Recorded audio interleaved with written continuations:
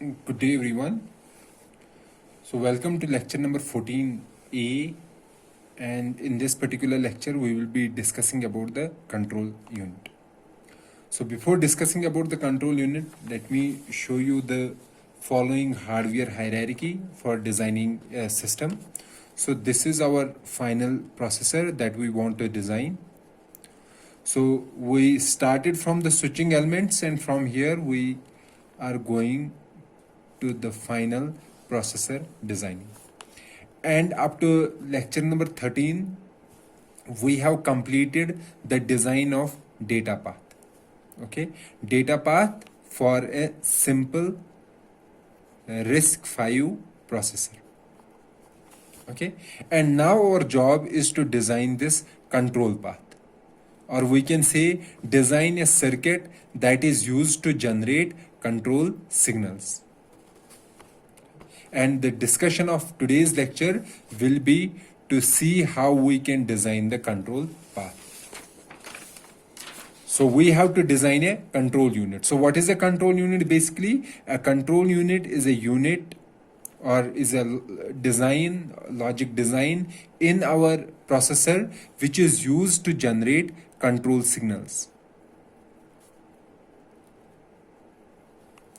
And using these control signals, it helps to direct the flow of information. How the information flows from one point to another point. For example, in case of multiplexers, we have shown that there are various multiplexers we are using in our microprocessor data path or processor data path. And in a multiplexer, we have to choose between two inputs or more than two inputs. And this is chosen, which input should be allowed to flow. This is chosen based on some control signals.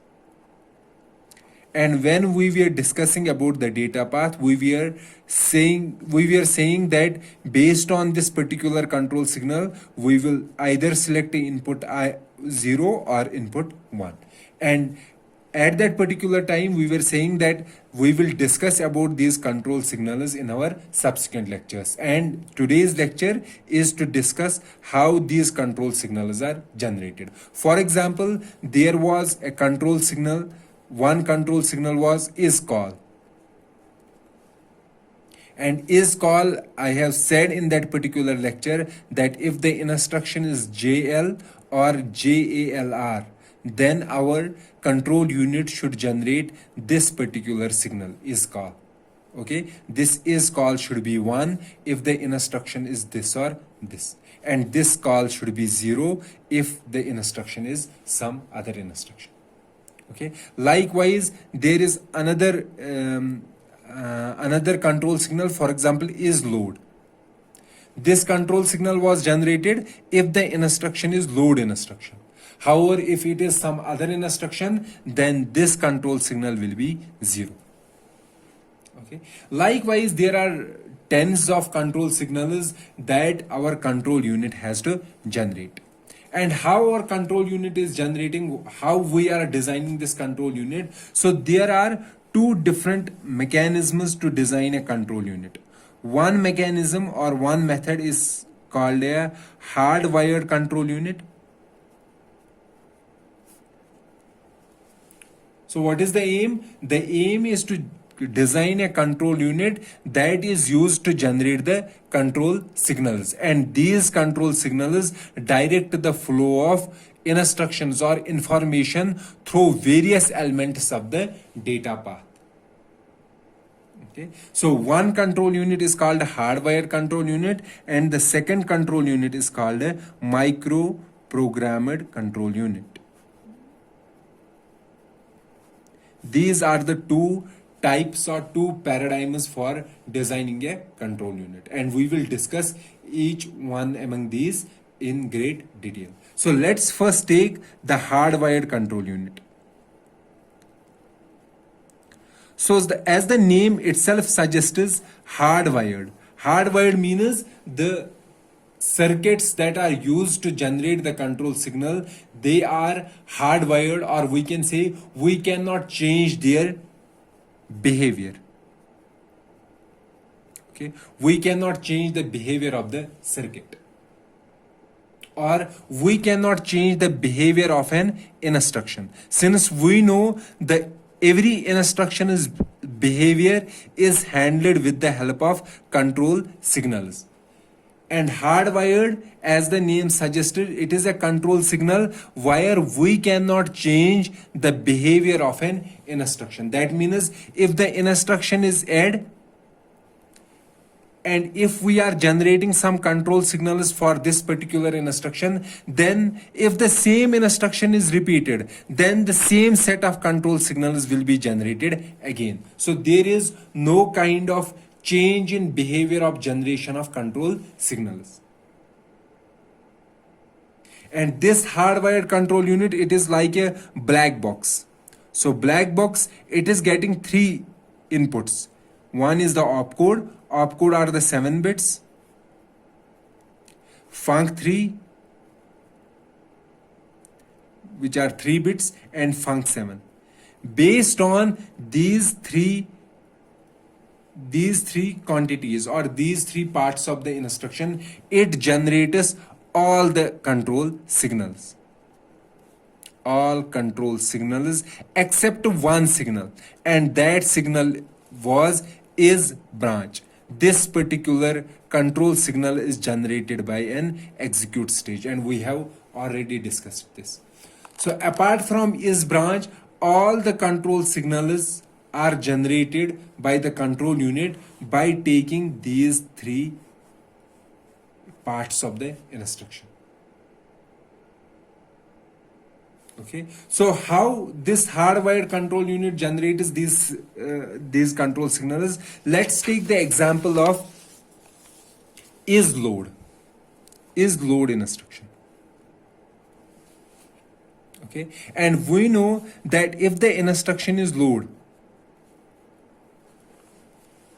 if our instruction is load instruction, then its opcode is always equal to 00000011. This is its opcode.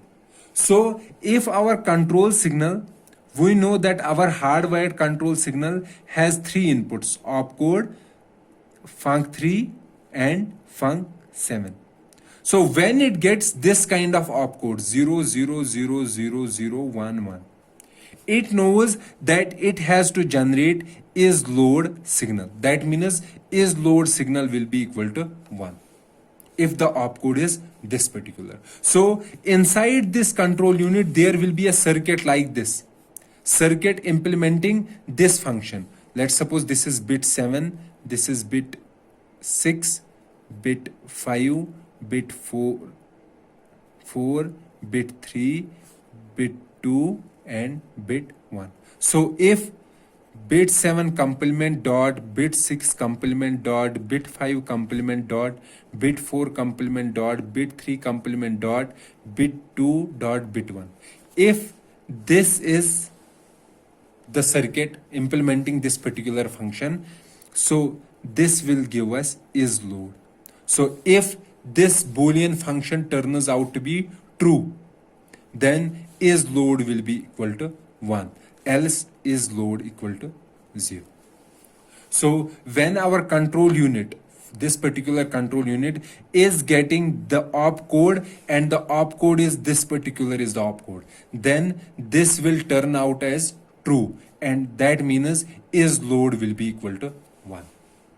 So inside this black box, we will be having a circuit implementing this Boolean function, and that particular circuit will generate our is load instruction. Okay. Likewise, there is another instruction is call. Another control signal is call. This is call is inserted, or is call signal is generated. Whenever I am saying is call is generated, that means is call is equal to 1. And if we say is call control signal is not generated, that means it is equal to 0. So is call is generated if the instruction is JAL or JALR. So if the instruction is this or this, then is call is generated. Else is call is not generated. And we know for JAL, the opcode is 110111. And for JALR, the opcode is 110011.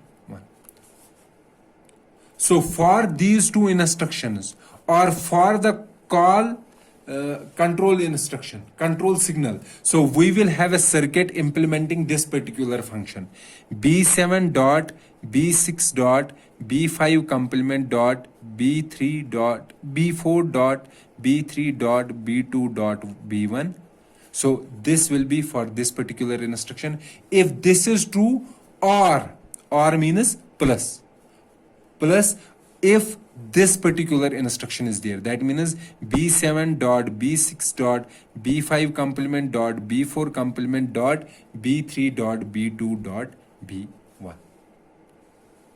Okay, if any one of these two Boolean functions gives 1, that means the instruction is either JAL or JLR. So in that particular case, is call signal is to be generated. So inside this black box, there will be another circuit implementing this Boolean function. And this Boolean function, that particular circuit will give us is call control signal. Likewise, there will be an instruction. There will be a circuit for generating is branch. Sorry, is BEQ. If the instruction is branch equal, or is branch not equal. Okay, is S format, or is sub format.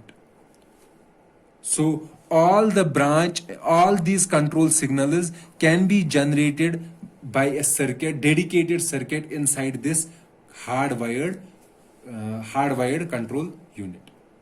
So since you have this circuit, this particular circuit, and we know this particular circuit generates is call whenever the instruction is JAL or JALR. Now if sometimes we want to change the behavior of these instructions, or we can say, for example, multiple instruction is there. If there is a multiple instruction, since in our RISC-V there is no multiply instruction, but for the sake of simplicity and for understanding, let's say there was a multiply instruction. And for multiply instruction, we need a control signal is multiply. Okay, this particular signal is generated. Now let's say we want to implement this multiplication signal. Instead using a multiplier, we will say we will achieve this using an addition. Okay. So we are implementing multiplication using addition. So in that particular scenario, instead of generating is mul, we will say that our circuit should generate is add. The instruction is same is mul. But we are saying that there are two scenarios in which we can execute this, either using a multiplier or using an adder. So if we are using a multiplier, then we should generate is mul instruction, and if we are generating the adder, we should generate is add control signal.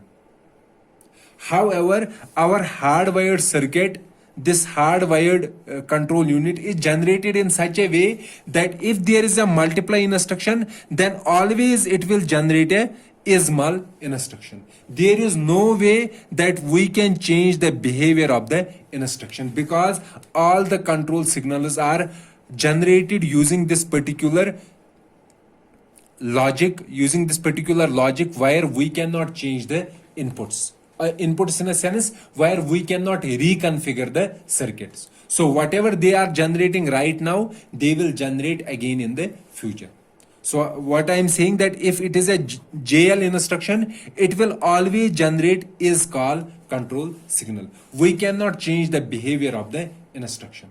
Likewise, if we have a multiply instruction, we have to implement this using a multiplier. We cannot change the behavior of an instruction, that it should be implemented using an adder.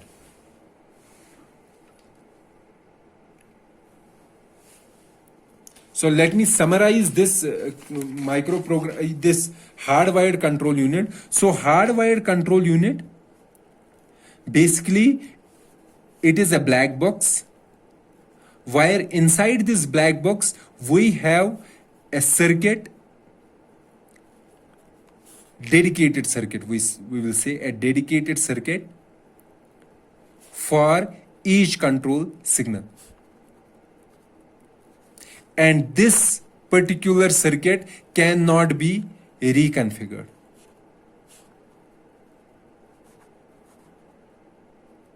And this black box takes opcode, func3 and func7 as an input, and using these three entities it generates all control signals based on these dedicated circuits. And in this particular control unit we cannot change the behavior of an instruction.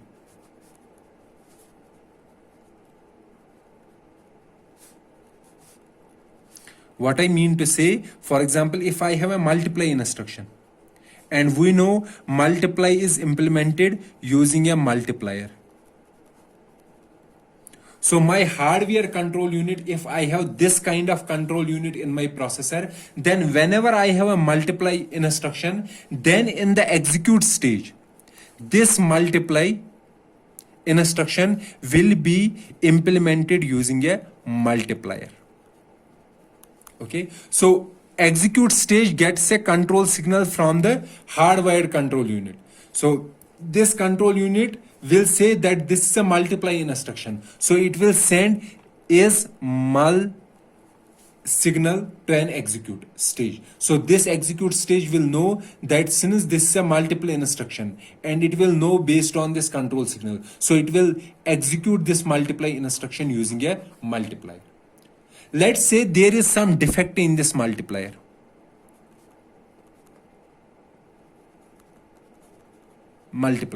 And I have a hardwired control unit. Now I want to execute this instruction. Can I execute this instruction? No, I cannot execute. I can execute, but my result will be errorness because my multiplier has a defect.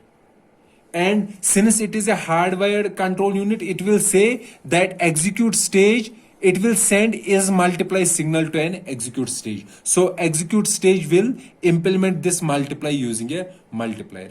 But we know that multiply instruction can also be implemented using an adder by repeated addition. So we can execute this multiply instruction using an adder as well.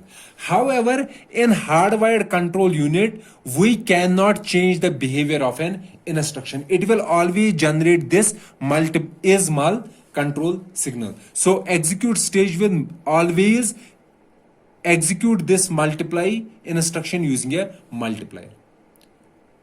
So if we want that there should be some flexibility, that if we have some error in some multiplier, then instead of implementing this instruction as a multiply instruction, we will implement using an add instruction. So changing the behavior of an instruction is not possible in a hardwired control unit. And why it is not possible in a hardwired control unit? Because in a hardwired control unit, the circuits are hardwired.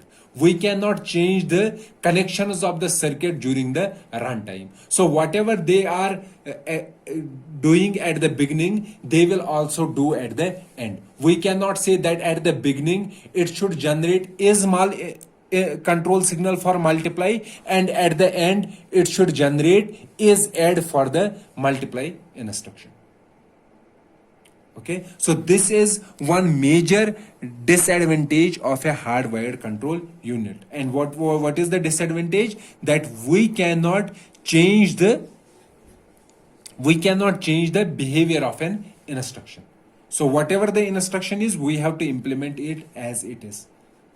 And the second disadvantage is that in this hardwired control unit based processor, we cannot add new instructions.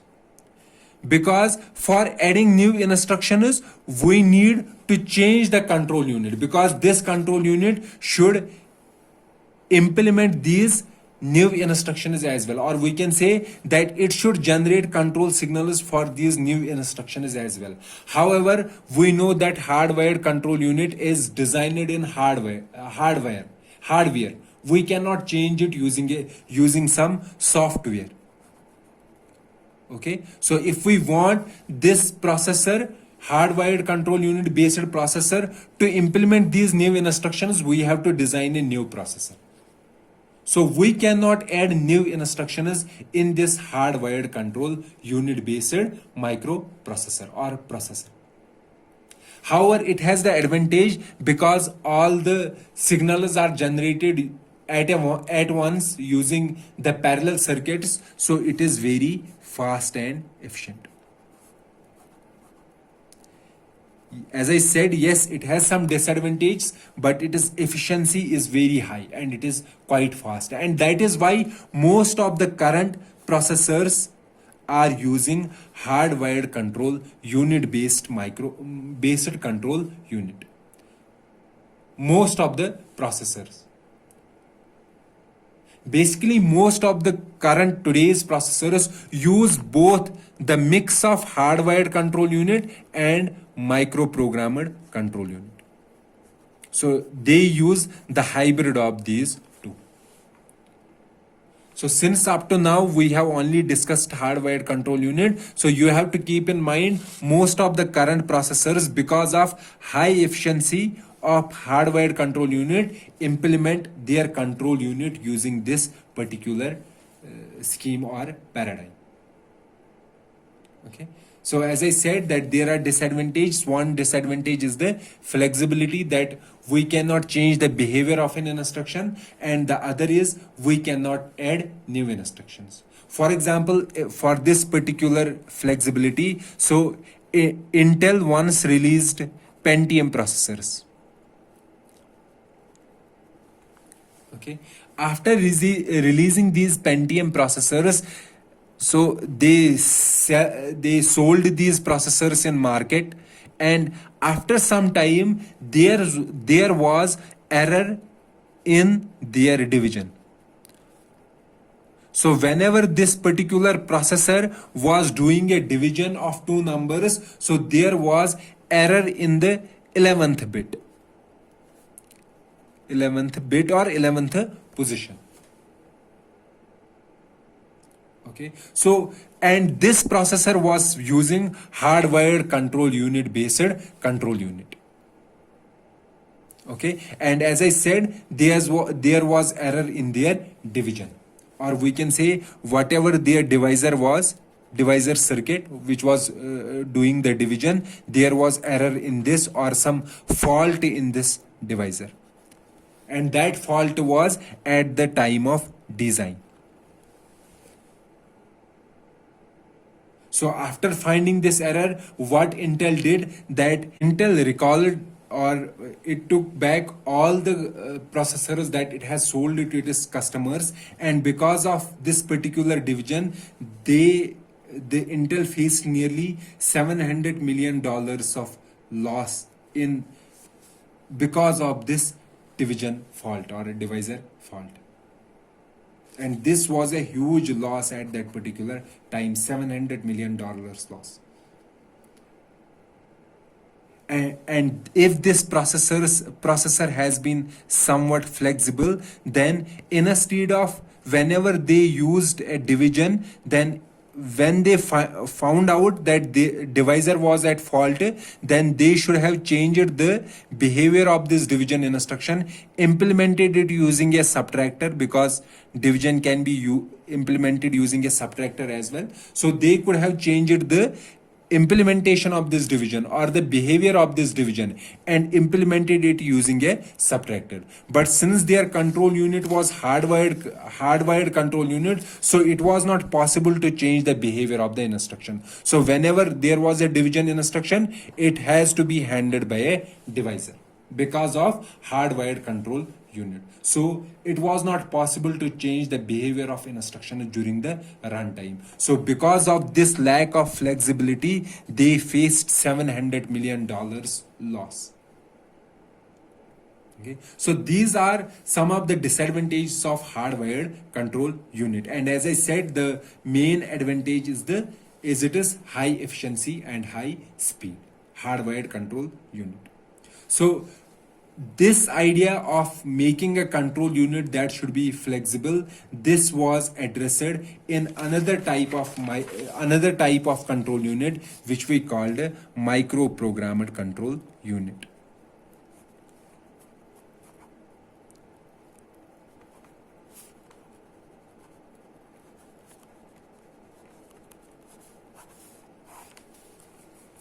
Okay, so microprogrammed control unit, it is a control unit that is flexible.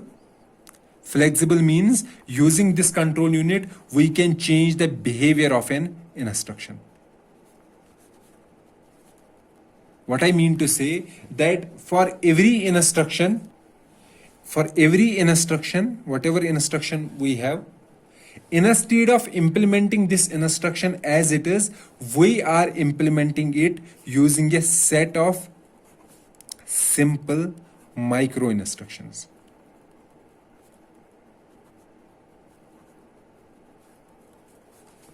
Okay, we are not allowing this instruction to be implemented as it is. Instead, for implementing this instruction, we are implementing it using a set of simple micro instructions. Let's say we have micro instructions, let's say 10 micro instructions, I1, I2, I3, dash, I10.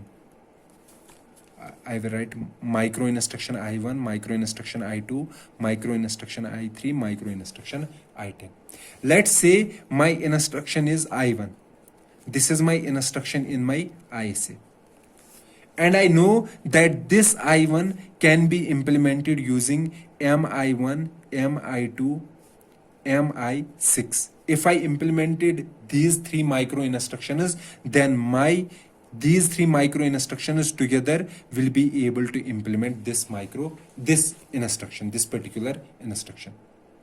And I can have multiple possible ways to implement this instruction, either using this sequence of micro instructions or using some other sequence. For example, MI2, MI5, MI9. Let me say these three together are implementing I1, or using these three I can implement I1.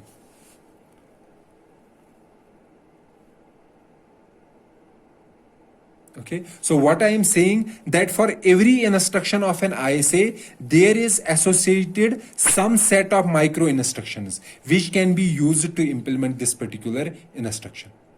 And there may be multiple possible sets for one particular instruction. So if I have to execute this instruction, instead of executing this instruction, I will execute this particular sequence.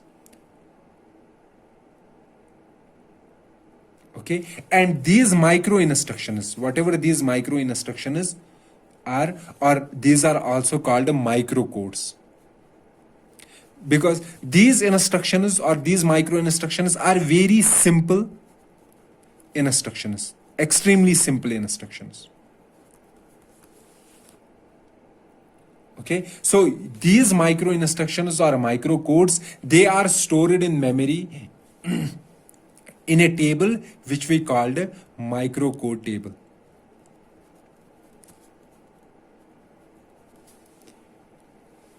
So we can say, for example, for this instruction can be executed using these set of micro instructions. And this set of micro instruction or these microcodes are stored in a table which we called a microcode table. And these set of instructions, these can be changed using software. What I mean to say, for example, I know that I1 can be executed using these three micro instructions. And let's say I know that this I1 can also be executed using MI5, MI8, MI9. Okay, so this can be executed using this set or this set, this particular set. Now let's say we have some error in the processor, and error was in this micro instruction MI2. What I will do, I will make a software update to this micro table. So basically micro table is storing this sequence of instructions. So I will update this micro table and I will include in this micro table that whenever I have to execute I1, I will execute these three micro instructions. So I2 is removed. Okay, so the error was in I2. So whenever I will execute I1, instead of executing this sequence, I will execute this particular sequence. So there won't be any error in my execution of this particular instruction. Okay, so I have changed the behavior of an instruction by doing a software update instead of doing a complete hardware redesign. And this micro table, this is stored in our memory, which we usually call, this micro table is usually called in memory as firmware. And you might have heard that most of the mobile devices, our mobile devices, they have a firmware, and we usually update our firmware. Firmware updation means we are updating these micro sequences or micro code table. We are making the updates in the micro code table. So we can say that our microprogrammed control unit, what it does, it breaks an instruction in an ISA into several simpler instructions, which we called micro codes or micro instructions. And then we will use our microprogrammer, then we will use our control unit to take these micro instructions or micro codes, and based on these micro instructions, it will generate control signals. And those control signals will be used to handle the data path. Using the microprogrammed control unit, we won't use the data path that we have already designed. For example, we have designed this kind of data path.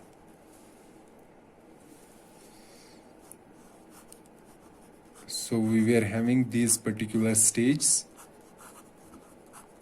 Fetch was giving to decode was giving to execute, then memory access, then write back. So using a microprogrammed control unit, we won't be having this particular data path. Instead, we will have a different data path. And the flow of data in this data path will be controlled by the control unit, and this control unit will execute these micro instructions and accordingly generates the control signals. And since I know that we can change the sequence of micro instructions, so we can change the generation of control signals using a simple software update.